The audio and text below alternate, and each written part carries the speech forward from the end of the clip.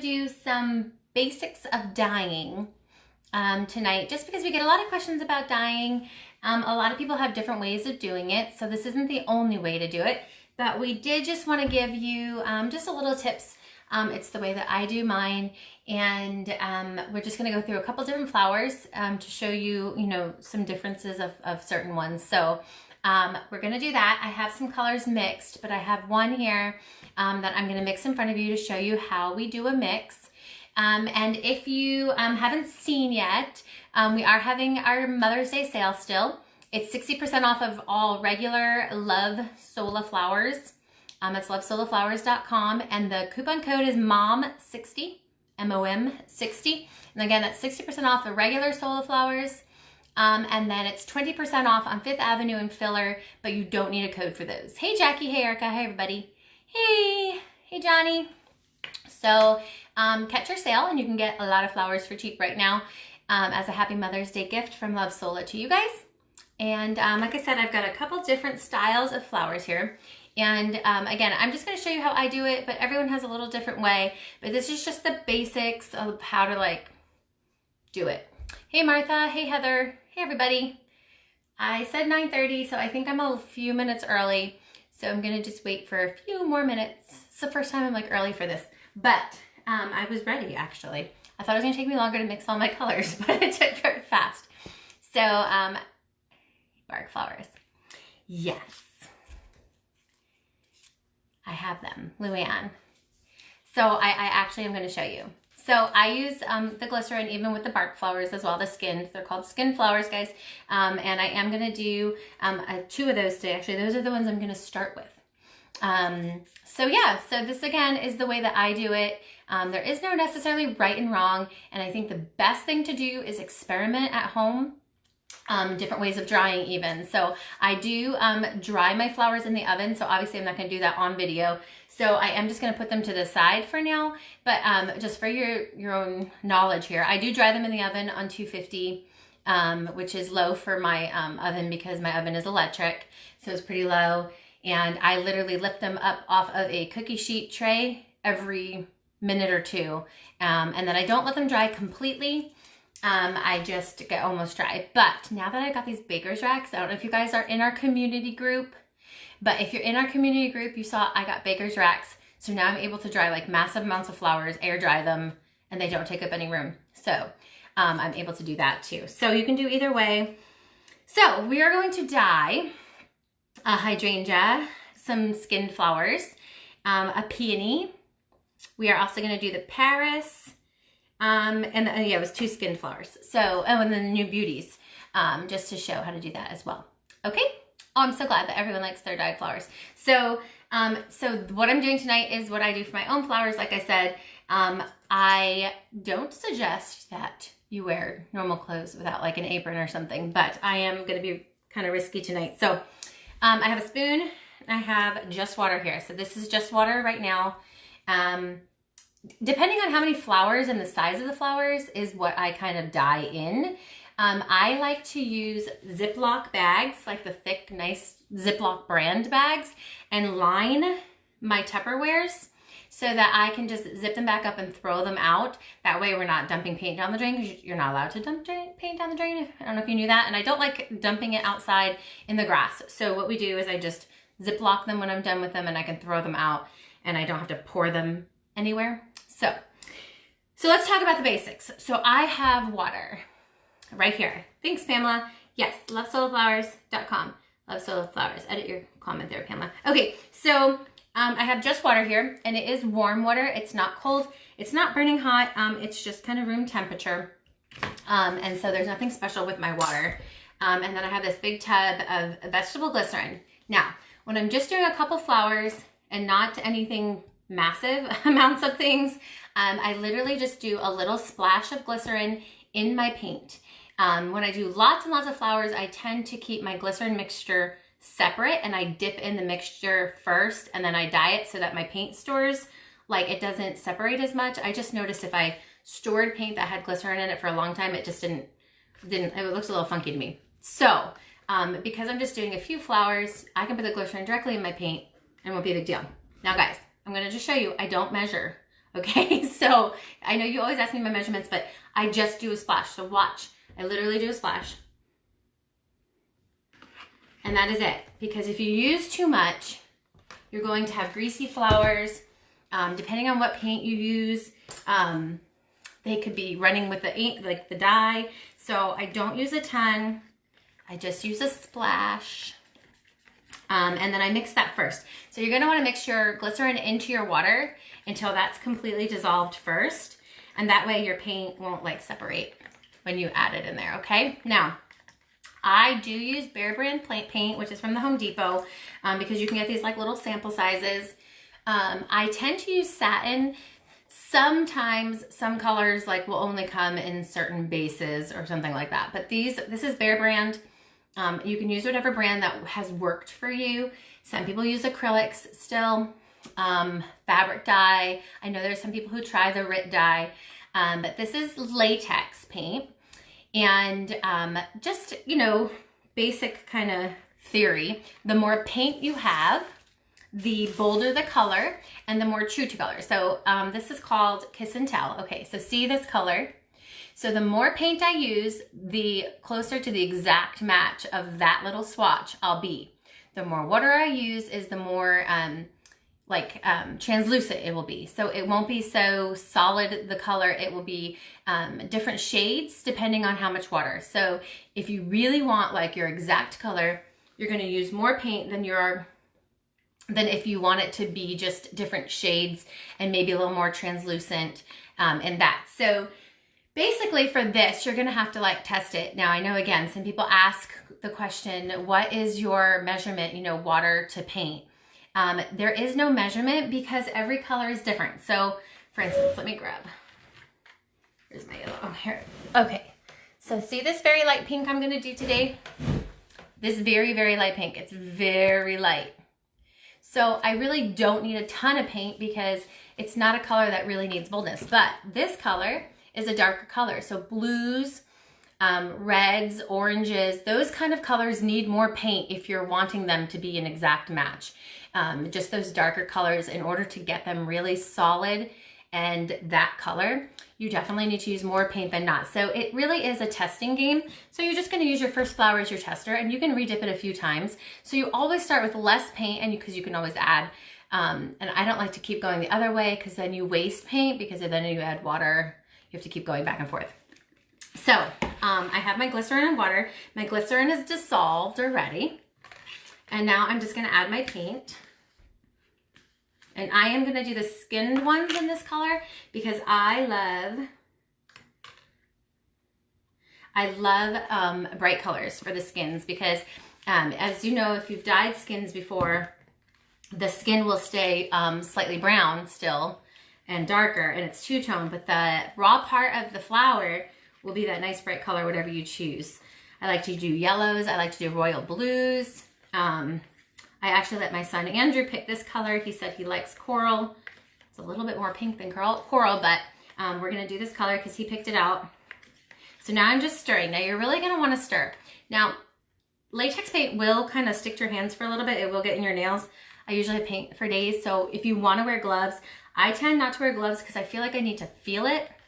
So I do kind of mix it with a spoon, but then when I'm dipping my flour, I kind of like mix it with my hand while I'm in there. But you definitely don't want to have clumps, and you don't want it to let it settle down to the bottom, because when you put water in paint, sometimes the pigments separate a little bit. So you might have like white, which is the base, at the bottom and your color at the top. And when you dip your flour, then the tips could have like white or something. So you want to make sure you're really, really stirred. And also every couple flowers, I would give it a stir if you're letting it like kind of sit in between. So I'm going to use the Han flour just to do, see, look at the back side is raw and the front has skin. And I'm going to do this, and I'm going to use this as my little tester. Again, if I want it to be more bold in color, more opaque, I'm going to just add more paint. But I think I did enough. So I'm just going to dip it in there.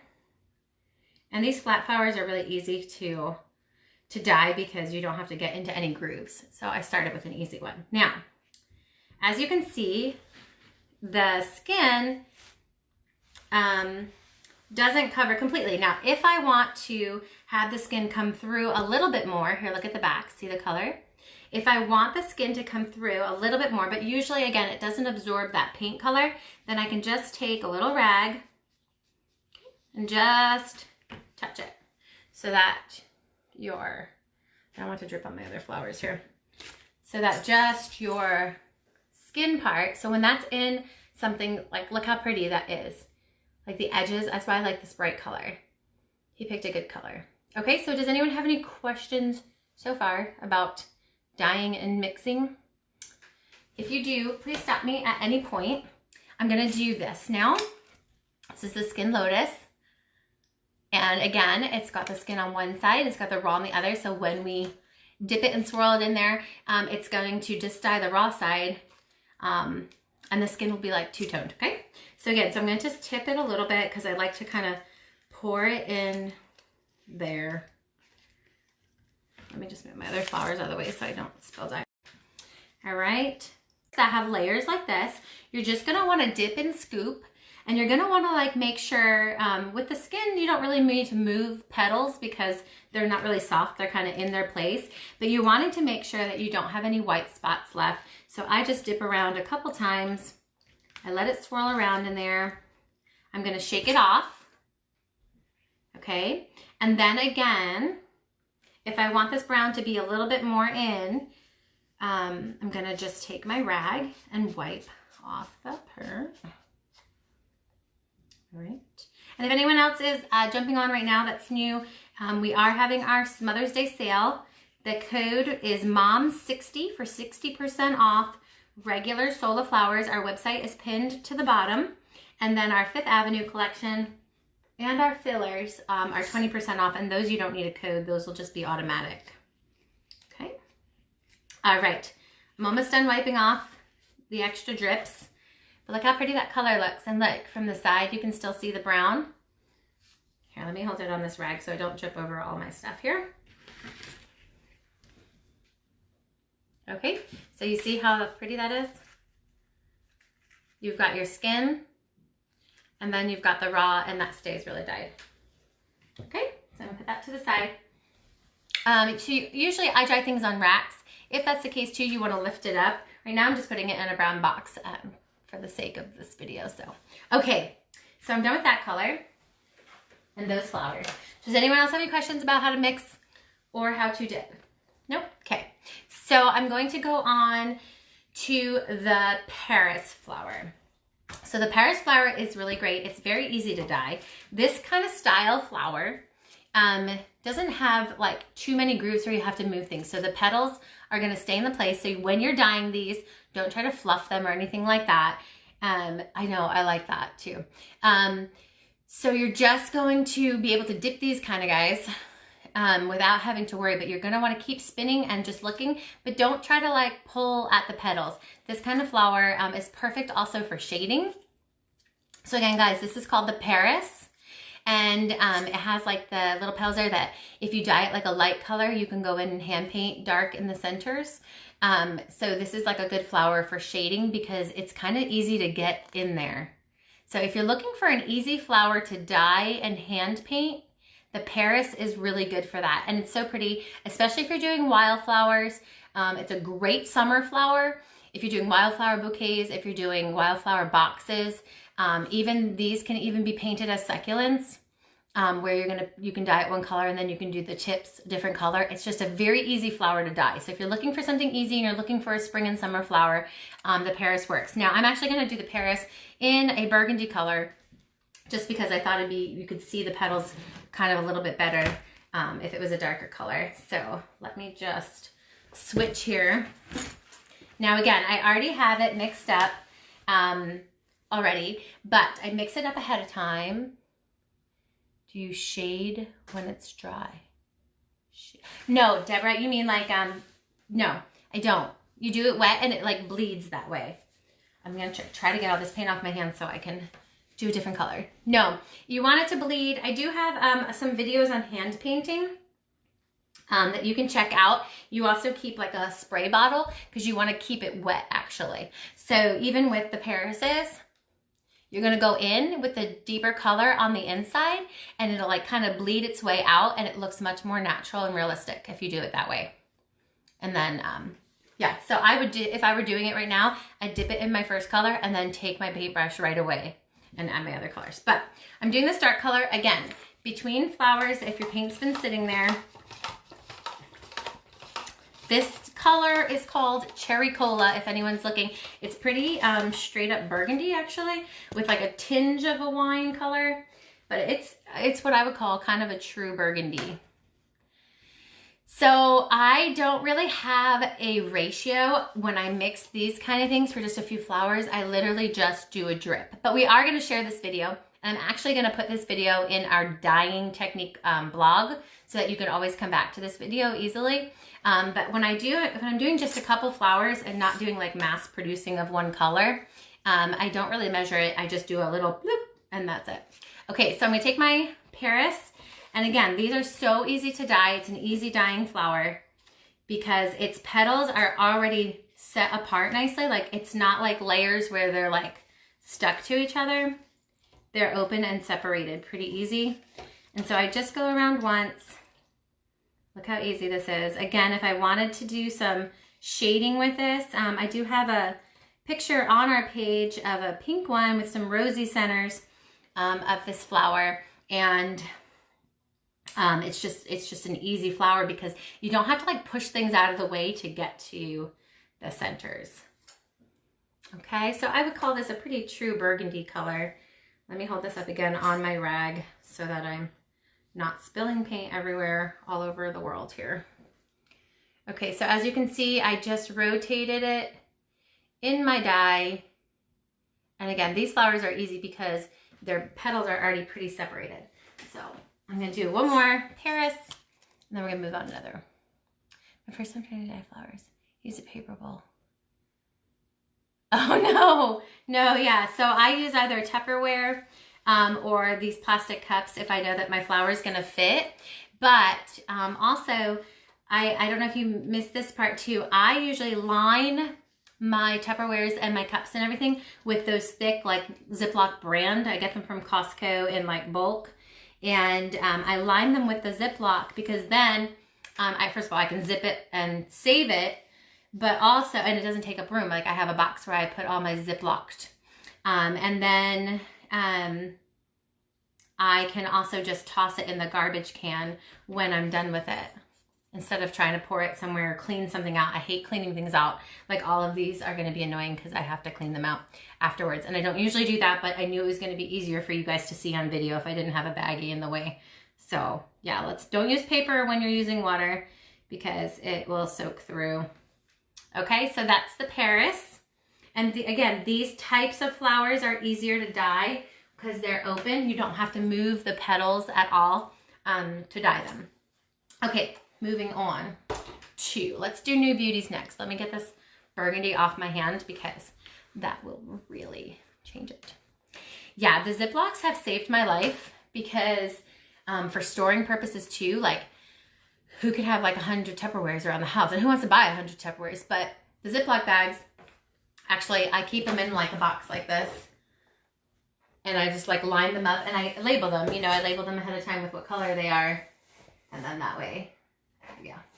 Okay, let's do New Beauties next. Okay, now New Beauties have a lot of layers. So sometimes they're a little tricky just because you have to kind of open them and get in there. And even the center, if you guys have ever dyed a New Beauty, sometimes the center like makes this air bubble and you like work really hard to get the center. So you can use a spoon to pour it directly in there. So let me just show you that. Again, I've already pre-mixed this. This is a very light yellow. So again, to mix it, what I did was warm water.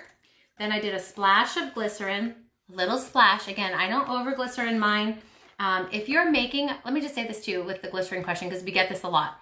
If you're making a bouquet, if you over glycerin, even if it doesn't bleed or even if it's not shiny or anything like that, it sometimes doesn't stand up hard enough and they like smush easy. And when you're making a bouquet and you pull the flowers together, you know, like nice and tight together, if they're too soft, they'll just kind of flop. So you do not want to like over glycerin. Don't get so glycerin happy because you're like, oh, it'll never break again or something like that, because it's sometimes hard to work if it's too soft, because you want them to have enough body to hold up against the pressure of other flowers. Now, if you're in the home decor field, or if you're doing centerpieces, or if you're doing wreaths and you're not necessarily smushing them up against each other, then it's different. You can have them soft. You won't have to worry about breakage or anything like that. But in a bouquet, you don't want to add too much, because otherwise it's easy to like flop into itself. Okay, so new beauties. Now, again, if your flower, you know, they're shipped in their package, if it has a little, you know, smush of a petal, once they're wet, the petals, you can be forming them in any way. So if you're going to fluff your flowers, don't spend time fluffing your flowers and then dyeing them, because dyeing them will rechange the shape anyway. Okay, so just make sure that you do it at the same time, because otherwise you're gonna waste your time. Okay, so I'm gonna just spin this in. Okay, so I'm doing one like round. Then I'm going to come and I'm going to then shape my flower with my fingers, and I'm gonna open it up. No, I got burgundy on it, hold on. Maybe I needed to wash my hands better because burgundy's on it. One second, let me wipe my hands a little bit better. So you're going to just spin it around. All right, well, this one might be two-toned. This one's gonna be two-toned because I have burgundy coming off now onto it. But you're going to open up your petals, and then you shake it out, okay? And then once you've opened, hey Pam, once you've opened up your petals, you're going to go back around one more time at least, because you've maybe made white spots, right? So like, here, let me open this a little bit. So then maybe I make a white spot by opening it. So what I'm gonna do is just take a peek around, and then and then I wanna shake it out, because I don't want it to be soaking wet from that center. So I wanna shake it out before I put it out to dry. And I don't have any white spots, and my rose is in like a perfect shape now. Okay, and again, if you can't get that center, the center actually did just fine, but sometimes the center like makes this weird air bubble and you can't get it. You can just use a spoon to feed that in. Okay, let me just do another one of the new beauties. Let me try to make sure that my hands are not dirty. Okay.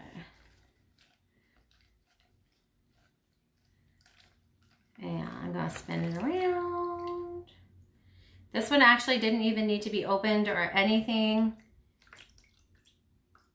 This one was pretty perfect.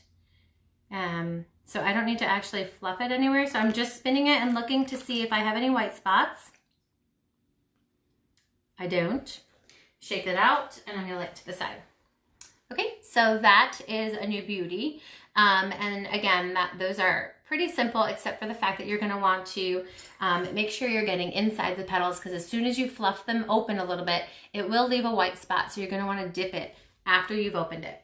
Okay, next one. Let me do the hydrangea next, because I want to end with the peony, because some people are a little nervous. Yes, I have, Jen, I also have like one of those little, like, what do they call them, pipettes, and that works too. Just because sometimes it's like weird, it's like an air bubble or something. I don't know, like you can't get it in there. So let me move this out of the way.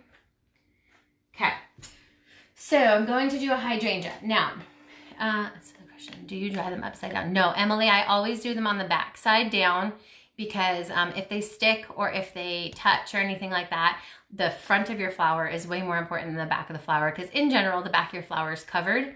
So they're always on their back. Now, if I'm dyeing a bunch of them, sometimes I will start them face down so that they drain all the extra paint, but then I flip them before I dry, wherever they're gonna end up drying, either air dry on a baker's rack or in the oven. I always put them back on their back side. You never want to damage their face, because that's what everyone's going to see. All right, stirring this up. Now, for the hydrangea, it's easier if you have a deeper container. You do not have to take apart your hydrangea. Now, I do have a video. I don't think I dipped though, but I have a video on hand painting hydrangeas, and you can look on how I did at least the hand painting part on that. I also did a video on lilacs, and it's a pretty similar hand painting. But you can use a large hydrangea. You can literally dip a large hydrangea. If you're gonna hand paint, like we were talking earlier, just do it immediately after you dip it, because it'll be wet enough to bleed and shade all the different colors. Okay, so hydrangea, let me move this over. I'm just gonna dip it right in there, okay? And I'm gonna swirl it around. And again, you want it kind of tall enough where you can fit your whole hydrangea in. And I just kind of like pump it up and down a little bit because that way it gets all in the insides and the outsides. And then I just shake it off. Okay, so that's easy to get your base color. And again, if you're wanting to do shading on your hydrangea, you're just gonna go in now and hand paint your darker colors. So you always wanna dip in your lighter color, obviously, because it wouldn't make sense to reverse. Okay, so you know you can dip a large hydrangea, okay? And this had, again, a little splash of the glycerin, nothing crazy, just a splash. If you are doing a hydrangea like this though, don't oven dry it because it does have wires and everything else in it, and it's just a little weird. Yay! Yeah, so I do use the Sola cup when I am only doing a few too, but I'm keeping this in the hydrangea shape right now. Okay, my last one is the peony. Okay, this is a very light pink. I'm hoping you can see it well. All right, while I'm washing my hands off here, just want to remind you guys about our sale. It's pinned, I know this is gross, sorry. It's pinned to the bottom of the video. It is on lovesolaflowers.com. The code is MOM60 to get 60% off on regular Sola flowers, and then the Fifth Avenue and the fillers are 20% off, but those are already marked. You don't have to do any coupon codes or anything for that. Do I always bake? Jen, no. When I'm doing massive amounts, like when I do thousands, I use my baker's rack now. So that's why I got the baker's rack, because I didn't really have a place to air dry in quantities like that. So now that I have the baker's rack, I put them all on the baker's rack and I put a fan on them. But I oven dry if I'm making like, okay, so wedding flowers, I use in the oven because I do one or two weddings a day. So I have to dry them because I have to finish them that day. So I literally dye, dry, and build all in one day. So Deborah, that's different with ovens too. Mine is electric and it's not really a strong oven. So I do 250 with the vent on and everything. And open windows, you need to do all that because glycerin sometimes is a little smoky, just so you know. Jen, I like to oven dry for things like peonies and stuff because it dries it immediately into the shape. It doesn't have a chance to like uncrinkle. So crinkly flowers, I like to put in the oven because as soon as they're dry, they don't open. Does that make sense? Mallory, I'm just impatient a lot. So that's why I oven dry. But again, like I just said, I oven dry on flowers that are difficult shapes. So this is a closed peony, okay? This is a 2-inch closed peony. See how it's all twisted and wrinkly and stuff? Well, you don't want it to undo. Hey, Emery, you don't want it to undo. So I did this one earlier, and obviously I didn't put it in the oven. It did stay pretty good because I put it upside down in my box. But if I would have put it in the oven, I literally would have had my oven ready. I would have dipped, put it on my rack, and immediately in the oven, and they stay more closed because they heat dry quickly in the shape without opening. So again, your ovens are all different. You don't have a specific timing, but I check them every 2 minutes, sometimes even sooner, every 2 minutes, and I don't dry them to complete dryness because if the outer petals are dry, it means you've kind of crisped your outer, and the center always takes a little longer. So in general, what I do is I put them until they're almost dry, and then I let them sit out for another couple hours, or I put them in front of a fan, and if I put them in front of a fan, it's like a half hour longer until they're dry. Okay, all right, I have my light pink here. I'm gonna do a peony. Now, it's best to do peonies or things that are curled with colder water because hot water tends to open them up faster. So I would use colder water. I did, again, mix some glycerin in with my water, and then I added my paint. With a peony, you can't let it sit in the water and get wet too long. So you're going to do a very, very fast, quick dip, swirl around. I'm telling you before I do it because it's gonna be so fast, you're not gonna see it. So I'm gonna dip it in, I'm gonna swirl it around. Usually when I do like this last scoop, it fills the whole center and you don't get white spots. But for some darker colors like a red, you might have to go back in after it's dry and just do some hand painting in spots if there's some white spots on the inside. And that's how I do it that way. But you don't want it to sit in your water because your crinkled edges that are so beautiful on a peony will undo, okay? So let me just show you how fast I'm gonna do it, okay? I'm gonna dip it, scoop it, swirl it, and throw it upside down, okay? So I immediately go directly upside down so it holds it in its shape. Now, when it goes in the oven, I don't bake it upside down. I do sometimes, for the bigger ones, I do like a minute upside down just to get the extra wetness out, and then I flip them for the rest of the time on their back, okay? But peonies are a little tricky if you get them too wet and you don't immediately get them upside down. And again, this one kind of opened up. This one was air dried. This one was air dried, but upside down.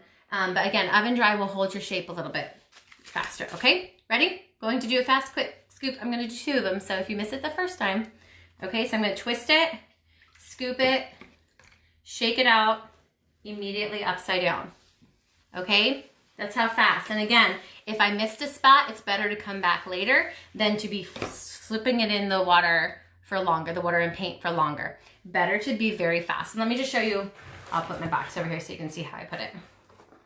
Can you see it upside down? No, you can't. There you go. See how I have it upside down? Okay, but remember, you don't want to dry your flowers upside down. They might stick and everything like that. But if I was going to put this in the oven, which peonies I would put them on my rack and get them dry as fast as possible to hold the shape. I'm going to do one more peony. But do you have a question before I do my last peony? Because I know it's fast and it's hard to see. No? Okay.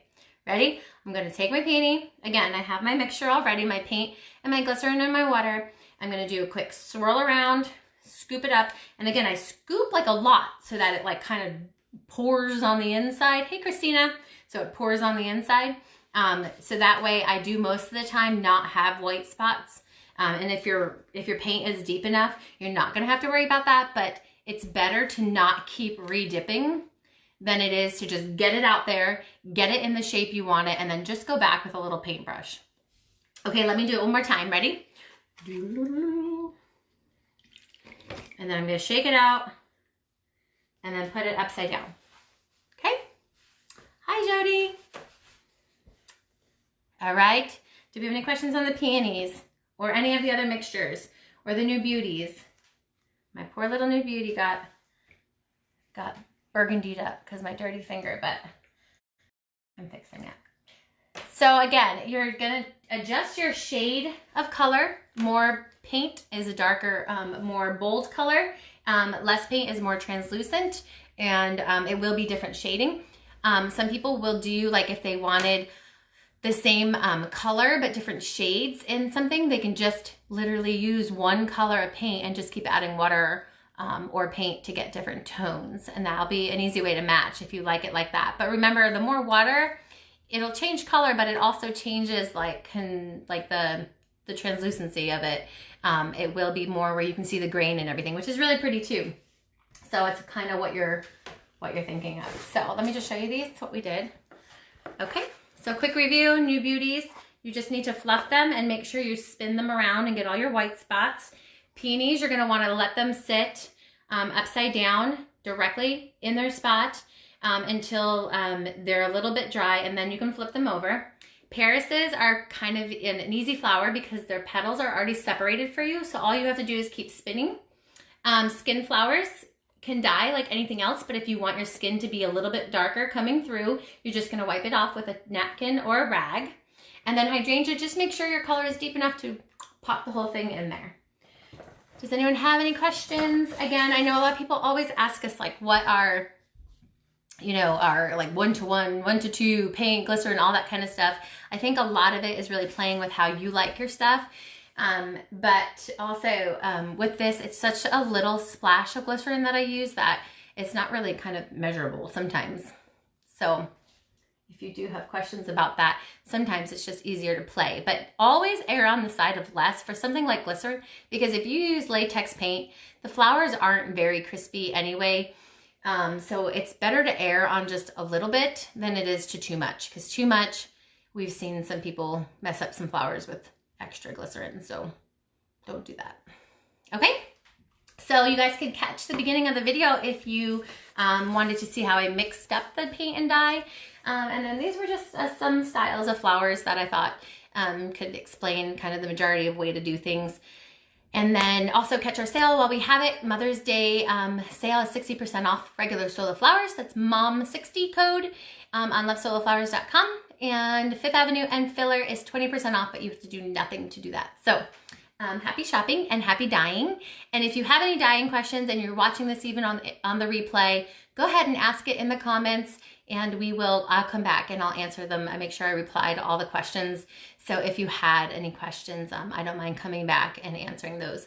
I will put this video in our dyeing blog, so that also there's a blog. I don't know if you know we have blogs, but if you go to the drop down box and Love Sola Flowers, we have a blog, and I tell a lot of this stuff, and I put the videos in the categories, so you don't have to be searching through videos trying to find what you're looking for. You can click on the blog and get all the videos that are related to that topic. So I will put that one in there with the link so you can catch this easier. So if you have any questions, just let us know. Happy shopping, happy Mother's Day for all you moms, and we hope you have a great weekend.